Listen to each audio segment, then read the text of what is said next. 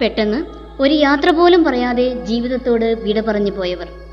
ചുരുങ്ങിയ കാലം കൊണ്ട് അവർ തന്നിട്ട് പോയ മനോഹരങ്ങളായ ഓർമ്മകൾ മാത്രം മതിയാകും ഇനിയുള്ള കാലം അവരെ ഓർത്തുവയ്ക്കാൻ.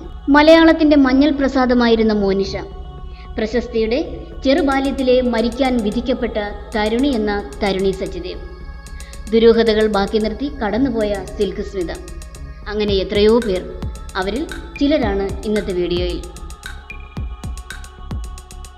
ശാലിനി എൻ്റെ കൂട്ടുകാരി, ഒരു CBI ഡയറിക്കുറിപ്പ്, കിരീടം തുടങ്ങി നിരവധി ഹിറ്റ് ചിത്രങ്ങളിൽ അഭിനയിച്ചിട്ടുള്ള ശ്രീനാഥ് ഒരു ജനപ്രിയ മലയാള ചലച്ചിത്ര ടെലിവിഷൻ നടനായിരുന്നു. ഹോട്ടൽ മുറിയിലാണ് താരത്തെ മരിച്ച നിലയിൽ കണ്ടെത്തിയത്. കുടുംബ പ്രശ്നങ്ങളും സിനിമാ മേഖലയിൽ നിന്നുള്ള സമ്മർദ്ദവുമാണ് ആത്മഹത്യയ്ക്ക് കാരണമെന്ന് അഭ്യൂഹങ്ങൾ സൂചിപ്പിക്കുന്നു. തെന്നിന്ത്യയിൽ അറിയപ്പെടുന്ന നടി മയൂരി തൻ്റെ വേഷങ്ങളിലൂടെ ഏറെ ശ്രദ്ധിക്കപ്പെട്ടിരുന്നു. റിപ്പോർട്ടുകൾ പ്രകാരം ജീവിതത്തിൽ വിശ്വാസം നഷ്ടപ്പെട്ടുവെന്ന് പറഞ്ഞുകൊണ്ട് അവൾ തൻ്റെ സഹോദരന് ഒരു കത്തെഴുതി. കരിയറുമായി ബന്ധപ്പെട്ട സമ്മർദ്ദമാണ് അവളുടെ പെട്ടെന്നുള്ള വിയോഗത്തിന് കാരണമായി പിന്നീട് ചൂണ്ടിക്കാണിക്കപ്പെട്ടത്. മയൂരി നമ്മോട് വിട പറഞ്ഞപ്പോൾ 22 വയസ്സായിരുന്നു പ്രായം. 16-ാം വയസ്സിൽ തെലുങ്ക് സിനിമയിൽ നായികയായി അരങ്ങേറ്റം കുറിച്ച ദിവ്യ ഭാരതി എന്ന നടി 1993-ൽ, അതായത് തൻ്റെ 19-ാം വയസ്സിലാണ് മരിക്കുന്നത്. താമസിക്കുന്ന ഫ്ലാറ്റിൻ്റെ 5-ാം നിലയിൽ നിന്ന് വീണാണ് ദിവ്യ ഭാരതി മരിച്ചത്.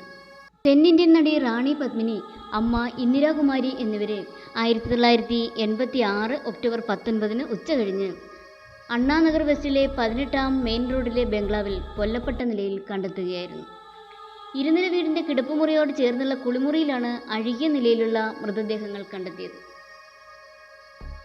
ഉച്ചകഴിഞ്ഞ് 3:30ഓടെ മുൻവശത്തെ വാതിൽ അകത്തുനിന്ന് കുറ്റിയിട്ടിരിക്കുന്നതായി കണ്ട റിയൽ എസ്റ്റേറ്റ് ഏജന്റും സുഹൃത്തും കാർ ഷെഡിന് സമീപം ചെന്ന് പിന്നിലെ വാതിൽ തുറന്ന് അടുക്കളയിലൂടെ വീടിൻ്റെ അകത്ത് കടന്നപ്പോഴാണ് കൊലപാതകം പുറത്തറിയുന്നത്. കവർച്ച ചെയ്യപ്പെട്ട കിടപ്പുമുറിയും സ്റ്റീൽ ബ്യൂറോയും കണ്ടപ്പോൾ അവർ തിരുമംഗലം പോലീസ് സ്റ്റേഷനിലെത്തി വിവരമറിയിച്ചു. മിനിറ്റുകൾക്കകം സ്ഥലത്തെത്തിയ പോലീസ് സംഘം മൃതദേഹങ്ങൾ ഒന്നൊന്നായി കിടക്കുന്നത് കണ്ടു. പ്രധാന പ്രതിയായ അവരുടെ കാർ ഡ്രൈവറെ ഒരാഴ്ചയ്ക്കുള്ളിൽ അറസ്റ്റ് ചെയ്തു. കൂട്ടുപ്രതികളായ വാച്ച്മാനെയും പാചകക്കാരനെയും പിന്നീട് അറസ്റ്റ് ചെയ്യുകയായിരുന്നു. 2010 ഏപ്രിൽ 13-ന് തൃശ്ശൂരിലെ സുഹൃത്തിൻ്റെ ഫ്ലാറ്റിൽ സന്തോഷ് ജോഗിയെ മരിച്ച നിലയിൽ കണ്ടെത്തുകയായിരുന്നു. ഫാനിൽ തൂങ്ങി മരിച്ച നിലയിൽ മൃതദേഹം കണ്ടെത്തി. കുടുംബ പ്രശ്നങ്ങളെ തുടർന്നാണ് ആത്മഹത്യയെന്ന് പോലീസ് പറഞ്ഞു. തിങ്കളാഴ്ച രാത്രിയോടെ പഴയ നടക്കാവിലെ ഫ്ലാറ്റിലെത്തിയ ജോഗി അവിടെ കിടന്നുറങ്ങി. സുഹൃത്ത് വീട്ടിൽ തിരിച്ചെത്തിയപ്പോൾ അകത്തുനിന്ന് പൂട്ടിയ നിലയിൽ കാണുകയായിരുന്നു. വിളിച്ചിട്ട് പ്രതികരണമൊന്നും ഉണ്ടായില്ല. ഉടൻ തന്നെ വാതിൽ തുറന്നെങ്കിലും സന്തോഷിനെ തൂങ്ങി മരിച്ച നിലയിൽ കണ്ടെത്തുകയായിരുന്നു. മരിക്കുമ്പോൾ 35 വയസ്സായിരുന്നു പ്രായം.